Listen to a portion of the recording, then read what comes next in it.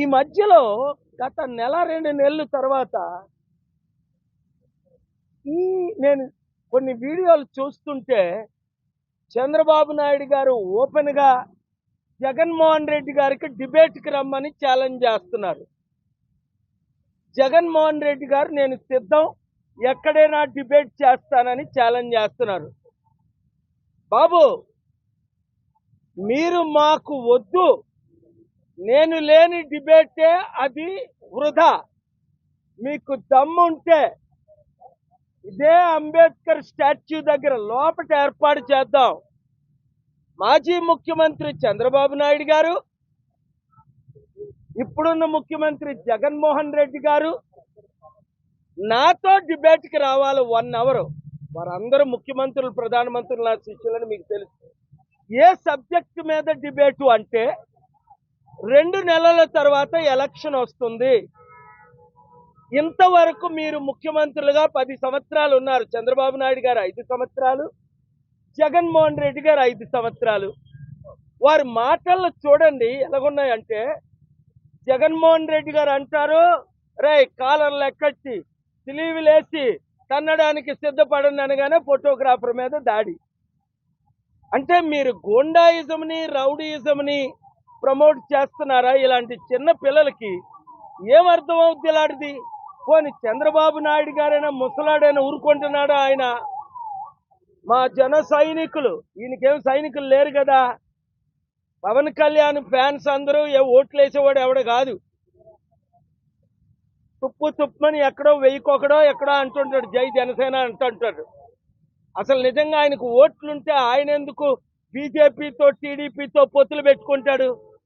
5 పార్టీలు కలిస్తే 5-6% వచ్చాయి 2019లో. ఇంపార్టెంట్ విషయం ఏమిటి అంటే, నేను ఇక్కడికి ఎందుకు వచ్చానంటే, ఒకరి మీద ఒకరు పోటీ పడుతున్నారు. చూడండి, ఈ విగ్రహం, ఈ మాన్యుమెంట్ ఖర్చు దాదాపు 500 కోట్లు. టీచర్లు, అంగన్వాడీలు ప్రాబ్లమ్స్ అన్ని సాల్వ్ అయిపోను. అంబేద్కర్కి విగ్రహం అవసరమా? కేసీఆర్ ఇదే మనుగడతో, ఎత్తుగడతో 120 కోట్లు ఖర్చు పెట్టి విగ్రహం కట్టాడు. ఏది? దళితుల ఓట్ల కొరకు. దళితులు మోసగాల, బీసీలు మోసపోరు. చిత్తుగా 24 లక్షల కోట్లున్న కేసీఆర్ని చిత్తుగా తెలంగాణలో ఓడించారు. నేను పిలుపునిచ్చిన మేరకు. బడుగు బలహీన వర్గ ప్రజలారా, మీకు 2 పిలుపులు. అంబేద్కర్ ఆశయాలు నెరవేర్చాలి అంటే, బడుగు బలహీన వర్గాలకి అధికారం రావాలి అంటే, బీసీ, ఎస్సీ, ఎస్టీ, క్రిస్టియన్, ముస్లిం, మైనారిటీ, బీసీలు ముఖ్యమంత్రి, కాపు ముఖ్యమంత్రి కావాలి అంటే, ఇప్పుడున్న మోదీ తొత్తులైన 2 పార్టీలు, టీడీపీ, జనసేన 1, బీజేపీ, వైసీపీ 2, ఈ 2 పార్టీల్ని విడిచిపెట్టి రండి.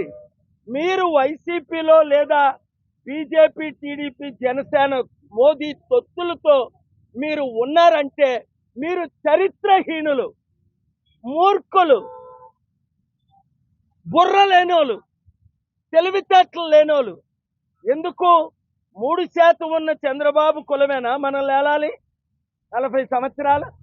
5% ఉన్న రెడ్డిలేనా ఏలాలి 77 సంవత్సరాలు?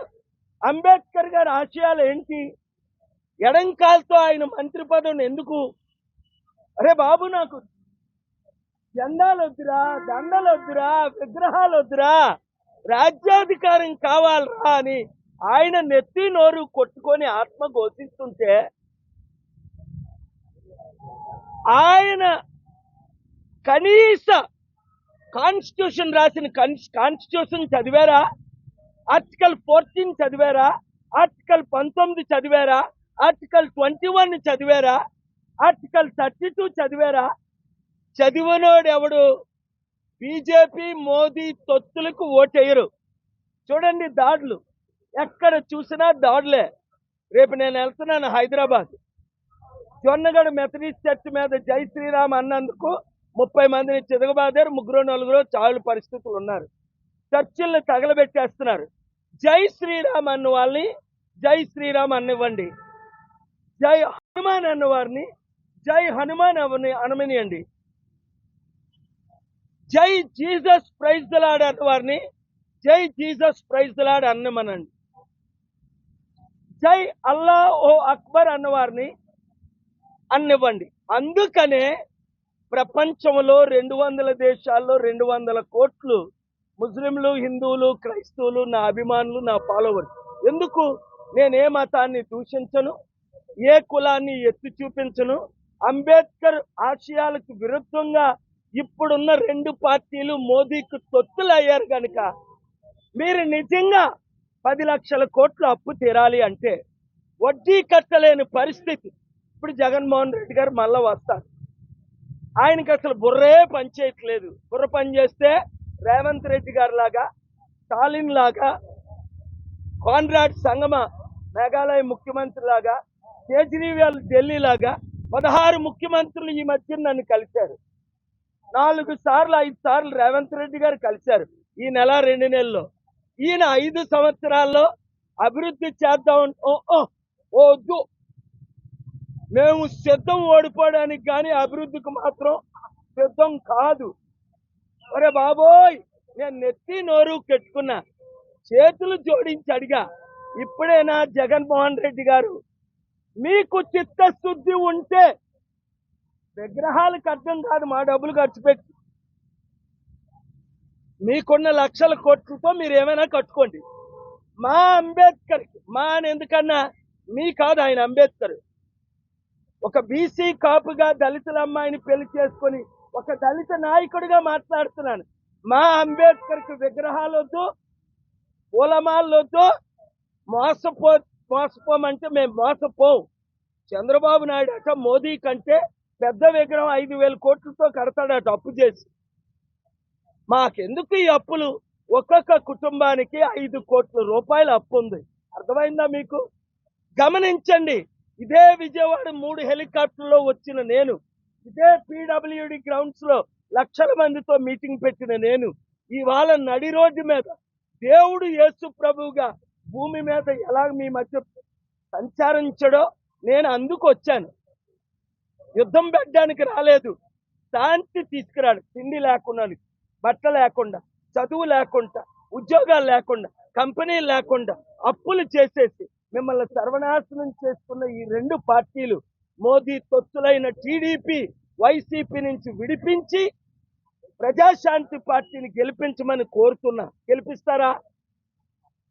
ఆయనేమంటాడు, రౌడీలుగా తయారవ్వండి, స్లీవులు ఎత్తండి అనుభవసరికి.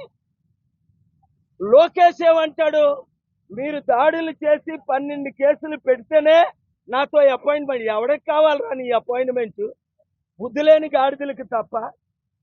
మీ నాన్న నా ముందు 22 సార్లు నిలబడ్డాడు లోకేష్, చంద్రబాబు నాయుడు. నాకు మీ నాన్న అపాయింట్మెంట్ కావాలా, నీ అపాయింట్మెంట్ కావాలా? బుద్ధి లేనివాడు ఎవడో మీ జెండాలు మోస్తారు. కనుక ఈ వచ్చే ఎలక్షన్లో నేను విశాఖపట్నం ఎంపీగా పోటీ చేస్తున్నాను. ఆంధ్రప్రదేశ్లో మంచి ఎమ్మెల్యే క్యాండిడేట్లు. జనసేన ఎలాగా 25 సీట్లకి మేము కుక్కలు దుమ్ములేస్తే ఆ కుక్కల్లాగే అమ్ముడుపోయారు. 25 సీట్లకి టీడీపీకి అమ్ముడుపోయాడు. బీజేపీకి తొత్తులు అయిపోయారు జనసేన, చంద్రబాబు, జగనును. మీకు మోదీ తొత్తులు కావాలా? మోదీ మనకి స్పెషల్ స్టేటస్ ఇవ్వలే, స్పెషల్ ప్యాకేజ్ ఇవ్వలే, స్మార్ట్ సిటీలు కట్టలే, క్యాపిటల్ సిటీ కట్టలే, పోలవరం ప్రాజెక్ట్ కట్టలే, రైల్వే జోన్ ఇవ్వలే, 15 లక్షలు ఇస్తానని ఇవ్వలే. 100లో 1 వాగ్దానం మోదీ గాని, చంద్రబాబు నాయుడు గాని, జగన్ గాని నెరవేర్చలేదు. నేను నెరవేర్చాలి అంటే ప్రజాశాంతి పార్టీని గెలిపించండి. 7569441275 రండి. విశాఖపట్నం మన మేఘాలయ ప్రక్కనున్న ఇదే గురువారం సాయంత్రం 6 గంటలకు మీటింగ్ రండి, నన్ను కలవండి. ఇదే విశాఖపట్నం, మన ఆంధ్రప్రదేశ్లో ఉన్న విశాఖపట్నం.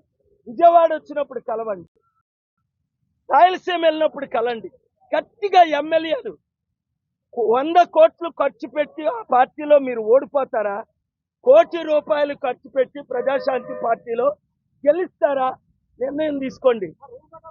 చంద్రబాబున రూల్ ప్రకారం 75 లక్షలు ప్రజాసేవ చేయండి, 25 లక్షలు ఖర్చు పెట్టండి. చూడు చూడు ఆయన ఏమంటాడంటే, చూడండి చంద్రబాబు నాయుడు ఏమన్నారు విన్నారా? నిన్న కాక మొన్న రోజు ఏమంటున్నాడు ఆయన? కుర్చీలు మడత పెడతాడట. అలాంటి మాట్లాడొచ్చా పెద్ద మనిషి? ఆయన్నే మడత పెడతారు ప్రజలు. మొన్నటి వరకు 52 రోజులు జైల్లో ఉన్నాడు ఆయన. కుర్చీలు మడత పెట్టమని అందరికీ చెప్తున్నాడు. ఆ పనికిమాల పాటలు వీళ్ళు పాడుతున్నారు, పాడిస్తున్నారు. ప్రపంచ శాంతి దూతనైన నేను మీ సమస్యలన్నీ పరిష్కరిస్తా.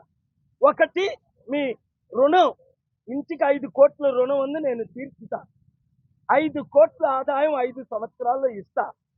ఉచిత విద్య, ఉచిత వైద్యం ఇస్తా. నేనైతే లక్షల కోట్లు తెచ్చాను తేగలను, వీళ్ళైతే లక్షల కోట్లు దోచుకున్నారు. ఉన్న మీ కిడ్నీలు కూడా అమ్మేస్తారు అవకాశం ఇస్తే హాస్పిటల్కి తీసుకెళ్ళి.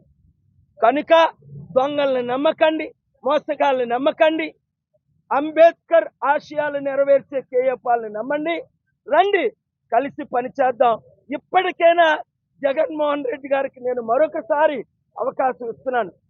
అనేక విషయాల్లో మీకు నేను మద్దతు ఇచ్చాను. రండి ఒక్కసారి కలుద్దాం, ఒక్కసారి మాట్లాడదాం. మంచి మనసుతో 16 మంది ముఖ్యమంత్రులు కలిసినట్టు, 9 మంది ప్రధానులు కలిసినట్టు నన్ను కలవండి, కలిసి పనిచేద్దాం.